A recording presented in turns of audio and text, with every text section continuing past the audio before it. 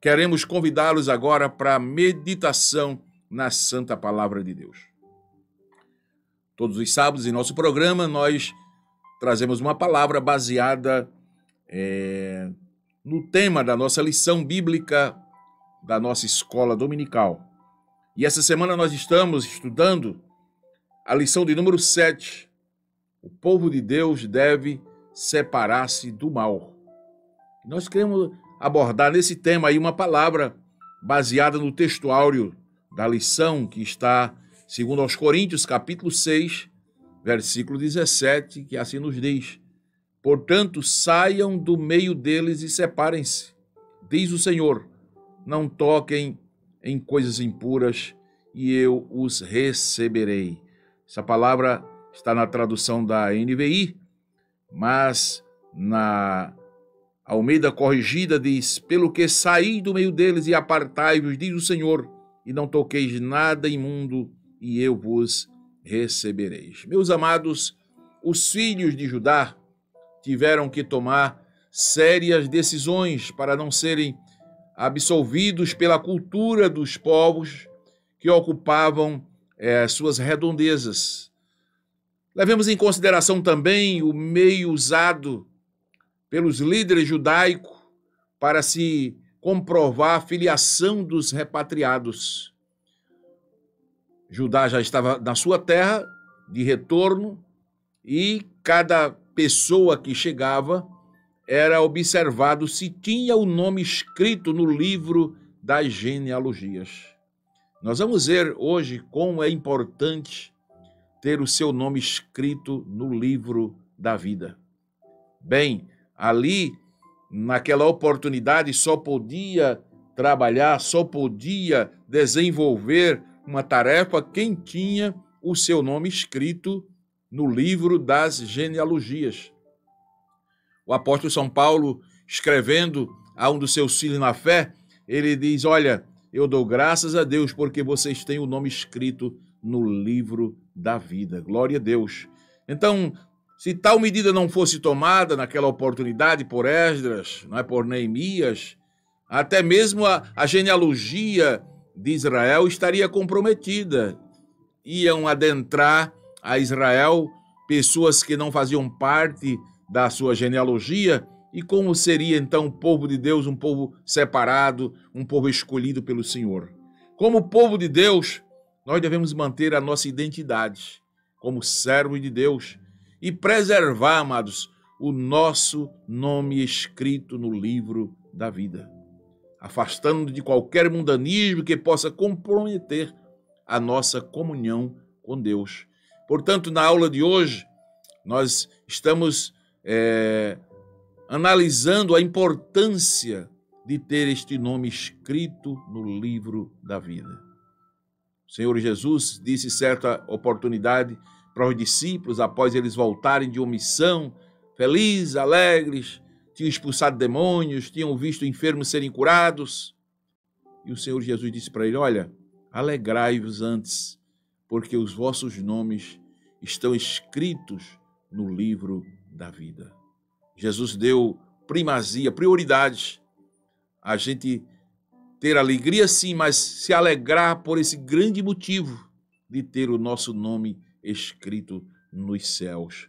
Portanto, é muito importante. Fazendo assim, nós não seremos envergonhados no dia da vinda de Jesus. O mais importante é, como diz aquele hino da harpa cristã: o meu nome ouvirei Jesus chamar. Bem, de acordo com Deuteronômio capítulo 7, o povo de Deus não podia ter nenhuma aliança com os povos da terra. Quando Deus os enviou, quando Deus os libertou, quando Deus entregou aquela terra, eles estavam vindo do cativeiro egípcio, Deus disse: olha, não fareis nenhuma aliança, nem com Jebuseu, nem com Cananeu, nem com Perizeu, nenhuma dessa gente. Então eles não podiam ter aliança com aquele povo. Só judeus legítimos podiam se casar, podiam conviver. Então já havia essa determinação na palavra do Senhor. E agora, na volta para a terra, depois do cativeiro assírio, Quando os judeus estão determinados à reconstrução da cidade, só os judeus legítimos podiam participar da construção de Jerusalém. Para ser judeu legítimo, deveria provar sua descendência e ter guardado sua santidade, ou seja, ter se separado para Deus, não ter se misturado com outros povos. Pois havia na terra os samaritanos, uma mistura de gente que daqui a pouco nós vamos entender sobre isto. Então, meus amados, somente os judeus retornariam à terra e podiam continuar na restauração da cidade. Para uma pessoa ser considerada apta para fazer parte do grupo que iria transferir-se para Jerusalém, exigia-se que desse prova de sua linhagem, que provasse ser realmente de Israel. Deus não aceita a mistura do seu povo, especialmente com o mundo, né? Não pode haver comunhão da luz com as trevas. Não há consenso entre o templo de Deus e os demônios, está escrito lá, segundo aos Coríntios. E olha, aquela mistura de gente que acompanhava o povo de Deus só deu para murmurar, só deu para criar problema. Você pode ler lá em Números capítulo 11, diz que o vulgo, aquela mistura de gente que ia junto, que estava no meio do filho de Israel, diz que vieram a ter grande desejo, pelo que os filhos de Israel tornaram a chorar e disseram: quem nos dará carne a comer? Lembramos-nos dos peixes que no Egito comíamos de graça, dos pepinos, dos melões, dos porros, da cebola, dos alhos. Mas agora a nossa alma se seca. Coisa nenhuma há senão este maná diante dos nossos olhos. Imagine, os filhos de Israel estavam calados. Os filhos de Israel haviam sofrido 400 anos no Egito. Então, está viajando, Deus providenciando água, Deus providenciando maná. Eles iam ali, felizes da vida, agradecidos a Deus, que tinha os tirado com mão forte, braço estendido do cativeiro egípcio. Mas a mistura que ia no meio do povo, murmuravam e incitavam o povo a murmurar contra Deus, contra Moisés, contra o que comiam e assim por diante. Então, amados, a palavra de Deus já de muito que nos ensina que a mistura não dá certo. Não é lucro, mas é prejuízo pensar em quantidade ao invés de qualidade. E a gente percebe que a mistura, o vulgo, prejudica por demais a caminhada do povo de Deus. E na lição de hoje, o servo do Senhor, comentarista da lição, vem nos mostrar que o povo de Deus deve separar-se para servir exclusivamente a Deus. Havia um povo naquela terra e os judeus não aceitaram a ajuda daquela gente. Quem era aquela gente? Eram os samaritanos. Era uma mistura de gente pagã que veio para habitar na cidade de Samaria, depois que as 10 tribos do norte foram levadas cativas para a Síria. Você lê isso lá em 2 Reis, capítulo 17. Então, quando as tribos foram levadas, vieram essa gente pagã e se misturaram com os filhos de Israel, casaram. Mas eles eram um povo idólatra, serviam aos seus deuses, queriam a bênção de Deus, mas não queriam se libertar da idolatria. E Jesus já dissera, ninguém pode servir a dois senhores, porque há de amar a um e aborrecer o outro. Aqueles samaritanos eram uma mistura de gente, uma mistura de religião, um misticismo religioso. E eles queriam participar, queriam ajudar na reconstrução de Jerusalém. Mas aí os líderes, Esdras, Neemias, não aceitaram. Os samaritanos ofereceram cooperação, nós vamos cooperar, mas os judeus rejeitaram a cooperação. Isso tem uma lição para nós. A Bíblia diz que devemos nos afastar daqueles que não têm a sã doutrina, aqueles que não pregam a sã doutrina. 1 Timóteo, capítulo 6, versículo 3 em diante, o apóstolo Paulo, escrevendo a Timóteo, ele diz: se alguém ensina alguma outra doutrina, e se não conforma com as sãs palavras de nosso Senhor Jesus Cristo, e com a doutrina que é segundo a piedade, é soberbo, nada sabe, mas delira acerca de questões e contendas de palavras, das quais nascem invejas, porfias, blasfêmias, ruins suspeitas, contendas de homens corruptos de entendimento, privados da verdade, cuidando que a piedade seja causa de ganho. Aparta-te dos tais. Era o apóstolo Paulo recomendando a Timóteo não se aliar a samaritanos.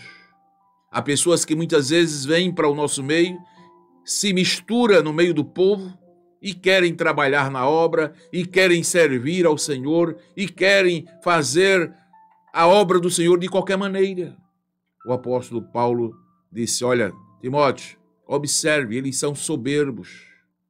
Eles não andam segundo a piedade. Eles gostam de questões, de contendas de palavras. Eles gostam de inveja, eles são invejosos. Eles gostam de briga, eles gostam de blasfêmias. Eles blasfemam contra qualquer pessoa, contra Deus. São ruins. Eles gostam de suspeitar das pessoas. Eles gostam de contendas. São corruptos de entendimento, são privados da verdade. E o apóstolo disse: olha, sabe de uma coisa a mais? Eles cuidam que a piedade é causa de ganho. Afasta-te dessa gente. Meus amados irmãos, essa lição ela é por demais atual. Nós precisamos realmente sempre ter esse cuidado. Igualmente, devemos nos afastar daqueles que têm uma vida irregular. Segundo a missiva de Pedro, segunda carta, 3,17, o apóstolo disse: vós, portanto, amados, sabendo isto de antemão, guardai-vos de que, pelo engano de homens abomináveis, sejais juntamente arrebatados e descaiais da vossa firmeza. Então o apóstolo Pedro está pedindo que nos guardemos de homens assim, homens que, pelo engano abominável da sua vida, levam até aqueles que estão firmes a cair na fé. Como também aqueles que causam divisões. Paulo, escrevendo aos Romanos, ele pediu que não aceitasse mistura com eles. Recomendo-lhes, irmãos, que tomem cuidado com aqueles que causam divisão, colocam obstáculo ao ensino que vocês têm recebido. Afastem-se deles, pois essas pessoas não estão servindo a Cristo, nosso Senhor, mas a seus próprios apetites. E mediante palavras suaves e bajulação, enganam o coração dos ingênuos. Então, amados, a palavra de Deus já nos previne, assim como foi nos dias de Esdras, de Neemias, que aqueles samaritanos queriam se infiltrar na obra de Deus, e eles rejeitaram porque eles não tinham o nome escrito no livro da vida. Assim também, nos dias de hoje, precisamos ter muito cuidado com aqueles que se dizem ser cristãos, mas que não têm nenhuma responsabilidade, não têm nenhuma comunhão com Deus, ainda nem aceitaram Cristo como Salvador, não têm os seus nomes escritos no livro da vida. Os samaritanos procuraram aparentar-se com os judeus, casar com as filhas dos judeus, se misturar com o povo de Deus, mas depois se tornaram inimigos do povo de Deus. Os samaritanos, o que eles queriam mesmo era gozar de prestígio, de privilégio. Como não conseguiram, se tornaram inimigos. Será que ainda hoje nós não encontramos esse tipo de pessoa no meio do povo de Deus? Que se aproxima da gente com palavras de bajulação, se dizendo amigos, se dizendo companheiros, mas na verdade o que querem é gozar de prestígios, de posições, e quando não conseguem, se tornam verdadeiros inimigos ferozes. Esdras capítulo 5, versículo 62, está escrito que aquele samaritano foi buscado o seu registro entre os que estavam registrados nas genealogias, mas não se acharam nelas, pelo que por imundos foram rejeitados do sacerdócio. Por que é que Esdras não aceitou aquela gente? Porque os seus nomes não estava escrito no livro da vida. Amados, a primeira característica de um servo de Deus é ele ter o seu nome escrito no livro da vida. Quando alguém tem o seu nome escrito no livro da vida, consequentemente ele é filho de Deus, ele é irmão de Jesus, ele tem as qualidades de um filho de Deus. São João capítulo 3, versículo 19 em diante, nos diz por que é que eles rejeitaram a Jesus. Os judeus daquela época, diz que eles amaram mais as trevas do que a luz. Quando alguém ama mais as trevas do que a luz, essa característica é de alguém que não tem o seu nome escrito no livro da vida, que não é filho de Deus. No capítulo 1, versículo 11 e 12, já diz: veio para o que era seu, mas os seus não o receberam. Mas a todos quanto receberam, deu-lhes o direito de serem chamados filhos de Deus. Então, a primeira característica de um servo de Deus, de alguém que quer servir na obra de Deus, é ter o seu nome escrito no livro da vida. É ser um filho de Deus. Infelizmente, nós estamos vivendo em dias em que as pessoas olham muito para o currículo das pessoas. Ele é formado em teologia, ele tem curso, tá? Olha, tudo isso ajuda, tudo isso é importante. Eu ensinei 18 anos numa faculdade teológica e eu sei a importância de se estudar teologia. Porém, essa não é a primeira característica de quem quer servir na obra de Deus. A primeira característica é se ele tem o nome escrito no livro da vida. Se ele é salvo. Porque se ele não for salvo, pode ter o que tiver, não serve. É a Bíblia, é a palavra de Deus que deixa claro isso para nós. Deus exige santidade do seu povo. É o terceiro ponto da nossa lição. Retornando do cativeiro, Israel separou-se do mal. E observe que essa exigência sempre acompanhou o povo de Deus. Quando Josué se preparou para passar o Jordão, ele disse para o povo: santificai-vos. Está lá em Josué capítulo 3, versículo 5. Santificai-vos, porque amanhã o Senhor fará maravilhas no meio de vós. Em relação à vinda do Senhor, aos Hebreus capítulo 12, versículo 14, está escrito: segui a paz com todos e a santificação. São características que estão interligadas. Na língua original grega, esse i é adicional. Segui a paz com todos e a santificação. Paz e santificação são duas características que seguem aqueles que vão se encontrar com o Senhor. Não pode alguém dizer: eu sou santo, mas não tenho paz com ninguém. Eu só gosto de Jesus e mais ninguém. Não. Essa interpretação está errônea. Segui a paz com todos e a santificação. Não é obrigado que todos tenham paz com você, mas você precisa ter paz com todos e buscar a santificação, sem a qual ninguém verá o Senhor.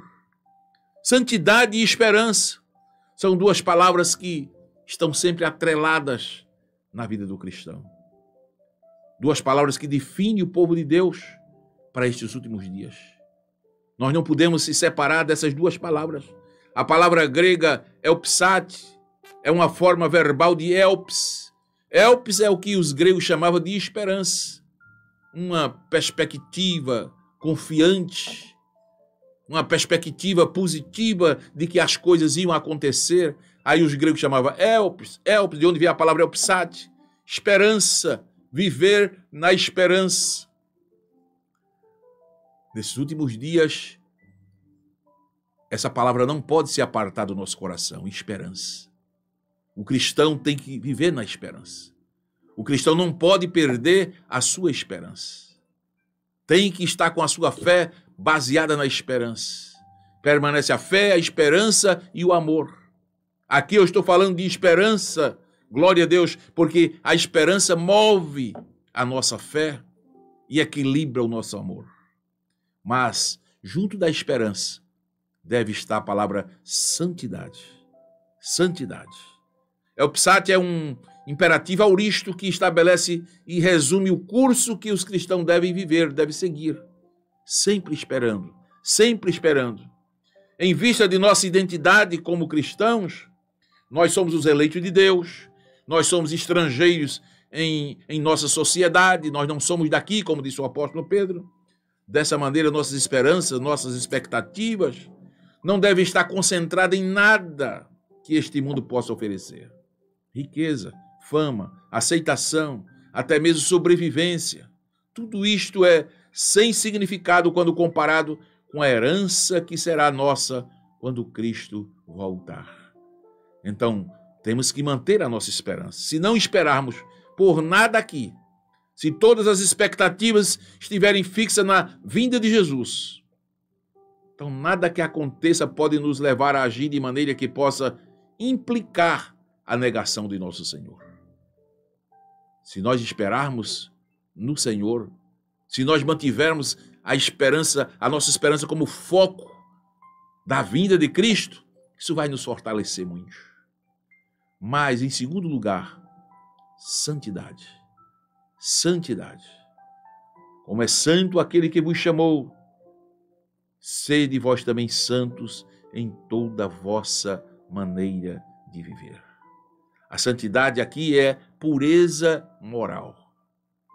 Assim como a atitude de fixar nossa esperança na graça, que será nossa, e nos fortalece para viver na sociedade como estrangeiros, e nos faz fixar nossa esperança em Cristo, e nos faz fugir das concupiscências, dos desejos mundanos, para viver para Deus.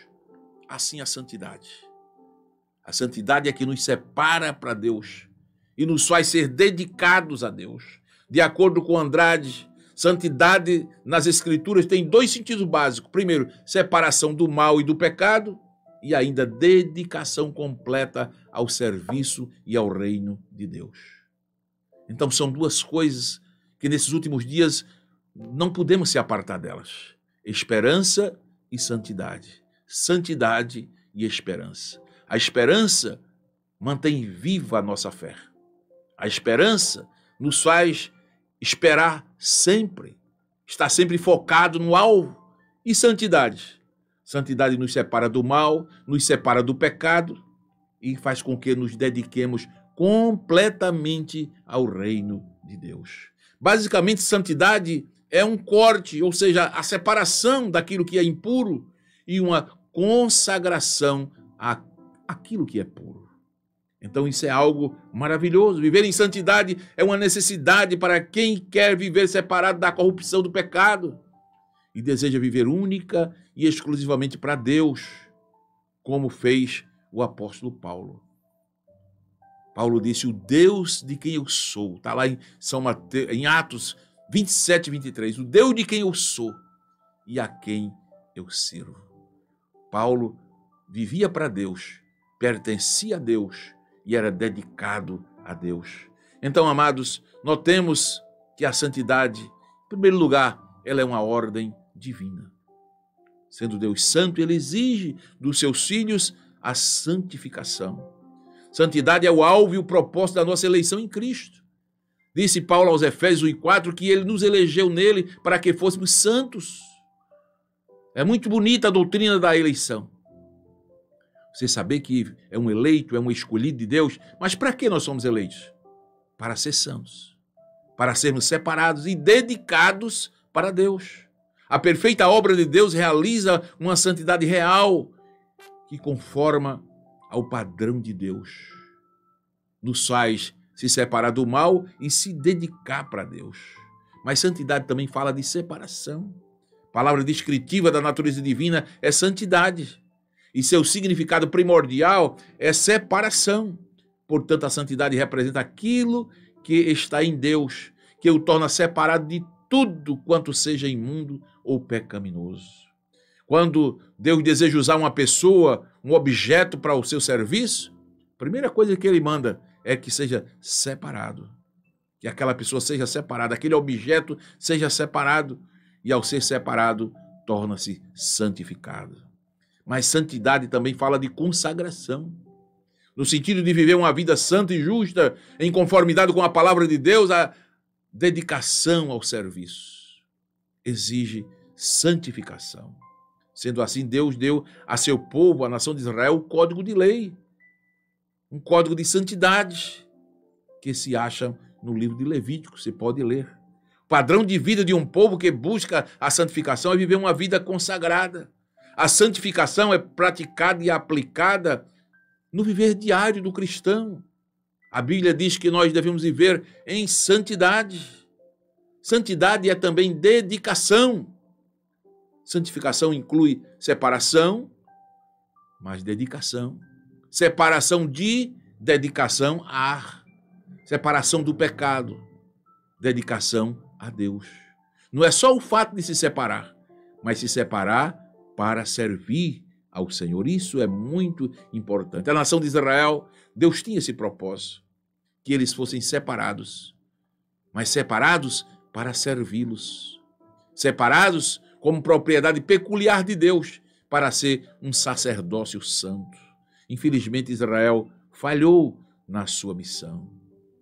Mas, amados, que essas palavras fiquem em nossa mente e em nosso coração. Assim como Esdras teve o cuidado de observar aquelas pessoas que chegavam em Jerusalém querendo participar da obra, e ele olhava se o nome estava escrito nas genealogias. E se não estava, Esdras dizia: você não pode, porque você não faz parte do povo de Deus. O povo de Deus é um povo eleito, é um povo separado, é um povo consagrado, é um povo dedicado, é um povo que se santificaram. E santificar aqui não quer dizer estar dentro de um oratório, de uma caixinha de vidro, de uma bolha. Não. São seres humanos, com suas falhas, com seus limites, porém que deixaram o pecado para se dedicar para Deus. O apóstolo Paulo diz: o mesmo Deus de paz vos santifique em tudo. Vosso espírito, alma e corpo sejam conservados íntegros, irrepreensíveis, na vinda de nosso Senhor Jesus Cristo. Fiel é o que vos chama, o qual o fará.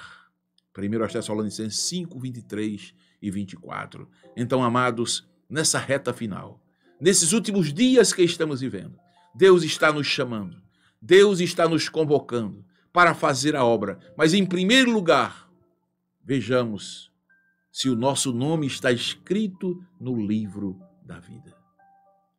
Essa deve ser a maior razão de alegria do cristão. O meu nome está escrito no livro da vida. Se você está vivendo uma vida baseada na esperança, uma vida na santidade, se você se separou do pecado para se dedicar a Deus, então sigamos fazendo a obra do Senhor. Deus conta comigo, Deus conta com você, Deus conta conosco. E você que nessa tarde ouve essa palavra, saiba que a cada dia a vinda de Jesus se aproxima. A cada dia e no dia da vinda de Jesus devemos consagrar toda a nossa vida ao Senhor, espírito, alma e corpo. Se aceitarmos o desafio, Deus é fiel para realizar.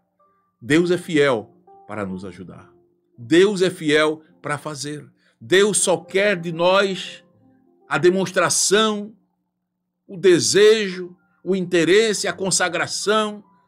Chegar para Ele com sinceridade e dizer: Senhor, eu quero te servir. Eu aceito Jesus como meu Salvador. Escreve meu nome no livro da vida. A partir de agora eu quero me santificar, quero me separar do pecado e quero dedicar a minha vida para teu serviço. E aquilo que eu, você e nós não podemos fazer, não temos condições de fazer, Deus fará por nós, porque Deus é fiel. É o que o apóstolo Paulo está nos dizendo. Paulo está dizendo aqui que Deus alcança a pessoa inteira do crente. Quando o crente permite que Deus o santifique, ele santifica corpo, alma e espírito. Olha, até os sentimentos são santificados, pensamentos são santificados, A alma é santificada, a motivação é santificada, o corpo, os membros são santificados, o espírito, a fé, a consciência, tudo é santificado. E você passa a servir a Deus, a adorar a Deus, a fazer a obra de Deus. E de acordo com esta palavra, os Tessalonicenses ainda estavam longe da perfeição.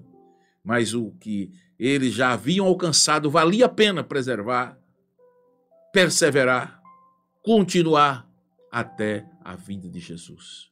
E essa palavra eu deixo para você essa tarde. Você tem desejo de servir a Deus? Você tem desejo de ingressar na obra do Senhor? Ainda há lugar. Ainda há lugar. Deus conta com você para fazer esta obra da última hora, esta obra de restauração, de reconstrução que a igreja do Senhor está fazendo na terra. Deus conta com você. Busque nessa tarde ter a certeza de que seu nome está escrito no livro da vida, de que Jesus já perdoou os seus pecados, já lhe recebeu como filho. Você é filho de Deus, você é filha de Deus. Agora, mantenha a sua esperança viva, mantenha uma vida de santidade, separado do mundo, do pecado, e dedique-se inteiramente a Deus. E você vai ser um instrumento poderoso nas mãos do Senhor nosso Deus. Que Deus nos ajude, que Deus nos abençoe, e a todos aqueles que nos ouvem na tarde de hoje, que o Espírito Santo possa lhe convencer com estas palavras.